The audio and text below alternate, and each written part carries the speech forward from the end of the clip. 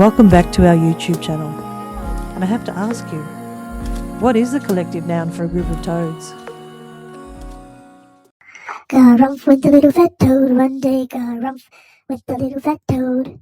Ga-rumph with the little fat toad one day, ga-rumph, ga-rumph, ga-rumph. But we all know toads go la-di-da-di-da, la-di-da-di-da, la-di-da-di-da. We all know toads go la-di-da-di-da, they don't go grumph, grumph, grumph. Can you imagine 5 hours in the studio with that particular earworm running around in your head? I think I was even singing it out loud. There's a particularly unseelie section of the labyrinth called the Spiky Garden. Its new inhabitants, the spiky toads, have started to arrive. In this video, we'll watch the toads grow in number, and I'll show you the process as they start to develop. They start out by making a concrete ball. You've probably seen this before, thousands of people doing this on YouTube. It's just a matter of taking an inflatable ball and giving it a coat of concrete. Sounds simple, right? I've found by using reinforced concrete instead of trying to do it with the concrete mesh that everybody tends to use, the process is much simpler. But anyway, we start with the ball and give it a coat of concrete, and then a couple of days later, a second coat, and we're ready to begin. I sped this up to 16 times the speed. It takes a while and a bit of practice, but you really don't need to sit there for 45 minutes as I cover this little ball. We all know toads go la-di-da-di-da, la-di-da-di-da, la-di-da-di-da. We all know toads go la-di-da-di-da, they don't go grumph, grumph, grumph.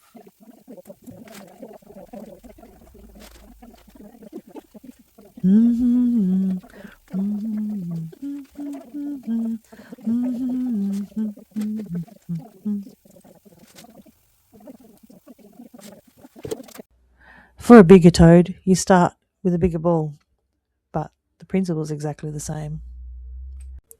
I have 3 different sizes of these inflatable gym balls. This is a middle-sized one.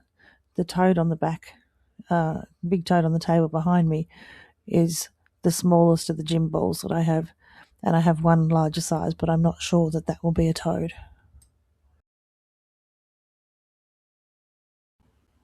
Anyway, you get the point. Step 1, cover the ball with concrete. Once the ball's dried for a couple of days, it's then just a matter of using new concrete and building up the surface to create the form that you want. You'll notice all the way through that I use the water bottle. It's really important to spray the already formed concrete with water so that it sucks in the moisture of the new stuff and helps with the bond. You see, this way, I don't really have an exact plan. I have an idea for what I want to create and then just let the character of the piece emerge for itself. I didn't have styrofoam balls big enough for this particular ball, so I've used a couple of little plastic ones. At first I thought I'd be able to use them whole, but they sat up far too high. It looked really silly. So I pulled them off and cut a section out of the bottom so they sit a little closer to the toad's head. Anyway, there's not too much to explain in this one. It's just a matter of watching, so I'll chuck some music on and you can just watch the process.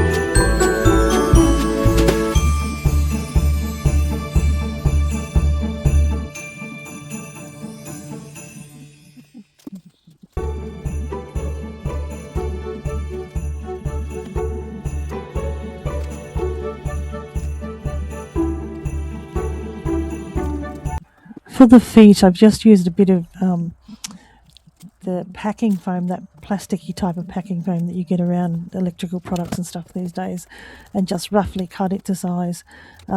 Just gives me a basic form to work over, and helps me maintain an even sort of size and shape on both sides.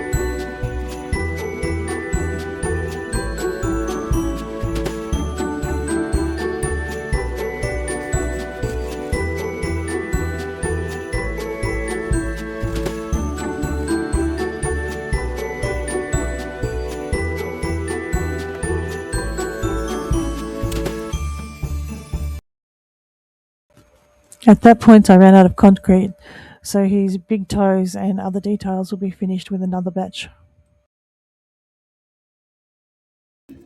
Here we are back the next day.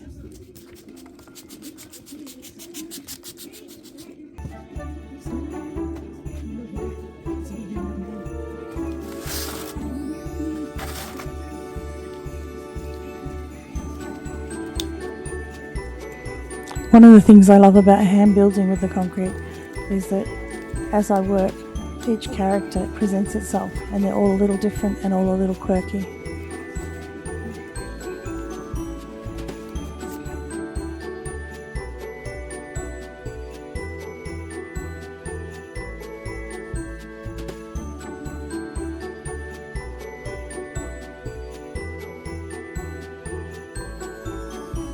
This guy's personality really starts to appear when he gets his big, gangly, out of scale feet. He very much looks like a juvenile.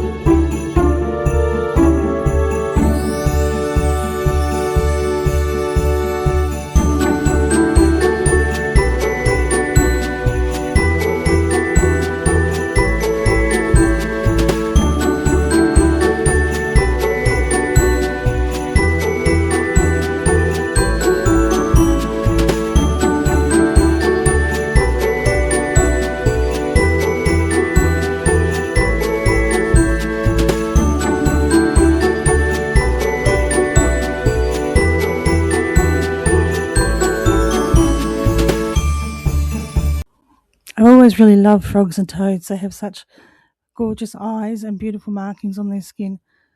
When we were kids, my cousin Gary and I would spend hours and hours hunting for toads and frogs up at my grandmother's place. And I've been thinking about that all through this build. So in honour of that memory, this little guy, his name is Gary.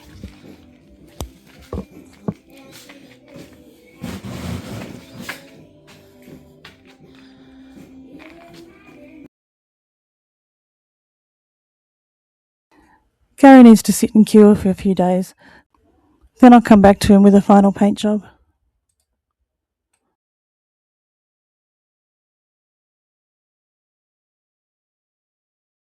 In the meantime, we'll start with painting the big guy.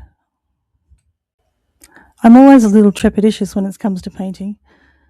I really like the finish in raw concrete, but that's not what I want for this garden.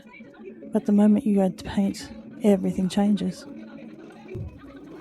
And I'm never really sure who will appear.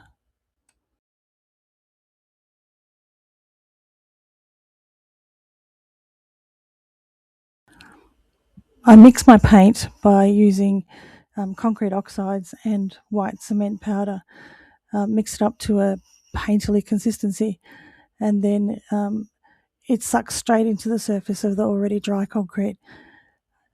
The colours are a little bit limiting, but you can still come up with some good results if you use your imagination.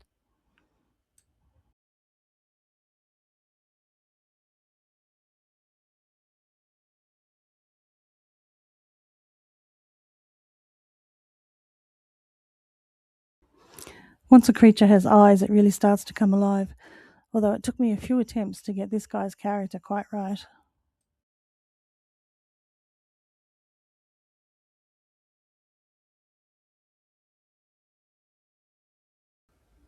This is how he looks at the end of day one painting. I'm not at all sure. I'll take another look tomorrow.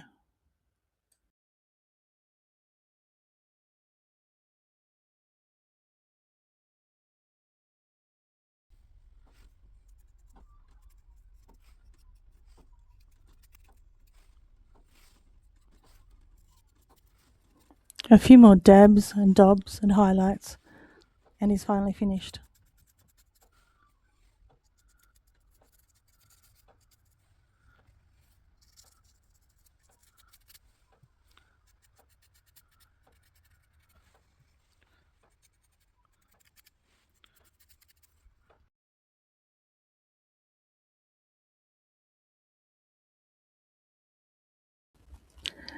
He'll have to sit for a couple of weeks before he can be sealed and giving a final coat of protection before he makes his way out into the garden.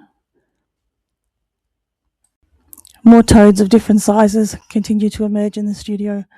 I'm not sure how many will make up this particular knot, but I think they'll be hard to miss.